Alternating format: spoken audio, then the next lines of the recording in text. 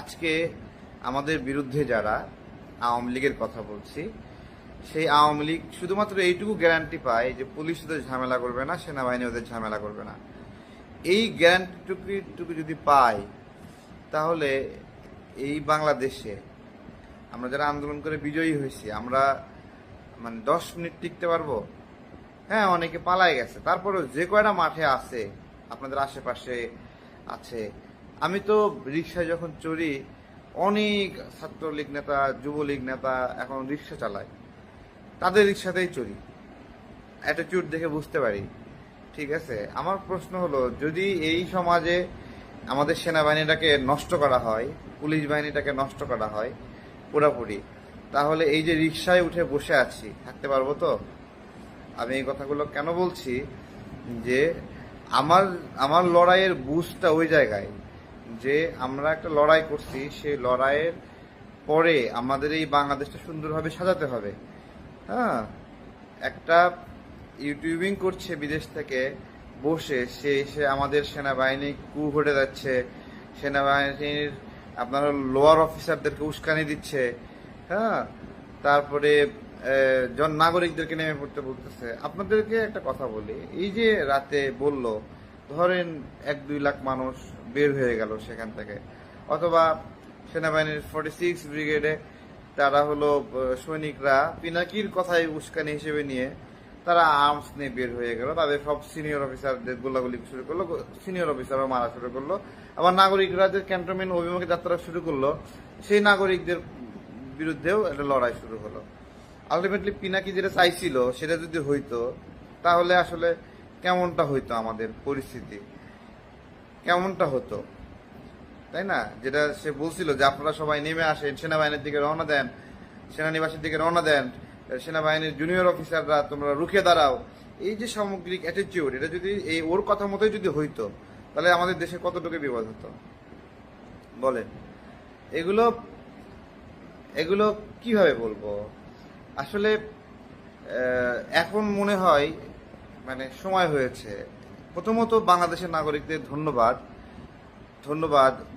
এই মানুষটার কথা আপনারা বিশ্বাস করেননি, তাকে ওইভাবে রাগে, জিদে, ক্ষোভে অনেক গালিগালাজ করতে চাচ্ছি না, ওইটা তার অ্যাটিটিউড, আমরা এটা না করলাম। কিন্তু আপনাদেরকে ধন্যবাদ, আপনারা তার কথা বিশ্বাস করেননি, তার কথা শুনেন নাই, তার কথা অনুযায়ী সেনানিবাসের দিকে যান নাই। জুনিয়র অফিসারদেরকে ধন্যবাদ, তারা এই ইউটিউবারের কথা অনুযায়ী নিজেদের মস্তিষ্ককে আলোড়িত করেন নাই, উত্তেজিত করেন নাই। যদি করতেন তাহলে কিন্তু ওই ফ্রান্সে বসে সে দায় নিত না, সে দায় নিত না।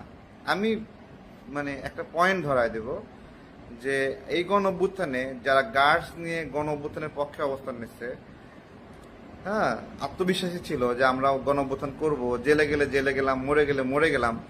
পিনাকি ভট্টাচার্য তাদের গোত্রের মানুষ না, তাদের গোত্রের মানুষ ছিল না, এবং চান প্রাণ দিয়ে চেষ্টা করছে এই আন্দোলনকে বিতর্কিত করার জন্য, আকারে ইঙ্গিতে বিভিন্নভাবে সেশনের পরে সেশন করছে, প্রতিদিন একটা করে ভিডিও দিছে যে এই আন্দোলন হাসিনার পাতনা আন্দোলন, এই আন্দোলন ইন্ডিয়ার পাতনা আন্দোলন। মনে আছে আপনাদের? ব্লকেড, বাংলা ব্লকেডকে প্রমাণ করার চেষ্টা করছে যে এটা হলো ইন্ডিয়ার প্রেসক্রিপশনে এই শব্দ দেওয়া, এবং এটা ইন্ডিয়ার পারপাস সার্ভ করা হচ্ছে। আপ্রাণ চেষ্টা করছে। তার মানে কি, সে আমাদের এই গণঅভ্যুত্থান ঠেকানোর জন্য কাজ করছে। এখানে থামে নাই, সে তার অডিয়েন্স গ্রুপকে নিয়ে একটা পারসেপশন গ্রো করার চেষ্টা করছে যে এই গণ অভ্যুত্থানটা একটা পাতানো গণ অভ্যুত্থান, সো আমরা এটাতে অংশ নেব না। একটা পারসেপশন ডেভেলপ করার চেষ্টা করছে। তাহলে আপনাদেরকে আমার জিজ্ঞাসা, এই যে গণ অভ্যুত্থানটা একটা পাতানো, বাংলা ব্লকেট এই শব্দটা ইন্ডিয়া থেকে আসছে, এই আন্দোলনে আমাদের যাওয়া যাবে না, এই ব্লকেটে অংশ নেওয়া যাবে না, এবং এইটাকেই বলছে যে এটা নাকি গণতান্ত্রিক আন্দোলনকে বাধাগ্রস্ত করতে, হ্যাঁ, এই আন্দোলন দাঁড় করানো হয়েছে। আমি আসলে, আমাকে একজন মানুষ তথ্য দেয় যে ডক্টর ইউনূস স্যার শেখ হাসিনার সময় প্রায় 50,000 কোটি টাকা তার গ্রামীণ ফোনে কর ফাঁকি দিয়েছে বিভিন্নভাবে। তো ওইটা আমি খুঁজতে খুঁজতে অনেকগুলো নিউজ পাইলাম, তথ্যসূত্র পাইলাম, বিভিন্ন মিটিং এর রেফারেন্স পাইলাম। যখন পাইলাম সেই তথ্যটা পেয়ে আমি তখন থেকে বললাম, আরে তার লোকটা যেহেতু রাষ্ট্রকে ফাঁকি দিচ্ছে, হ্যাঁ, তার দেশের মানুষকে ফাঁকি দিচ্ছে, তাই না? তো তখন আমার খারাপ লাগছে। চুপ করেছিলাম, কিন্তু যখন দেখলাম যে সে ট্যাক্স বাড়াচ্ছে, তখন আমি নিলাম যে সে নিজের ট্যাক্স ফাঁকি দেয় এবং নিজের ট্যাক্স থেকে বাঁচতে চায়, নিজে 666 কোটি কর মাফ চায়।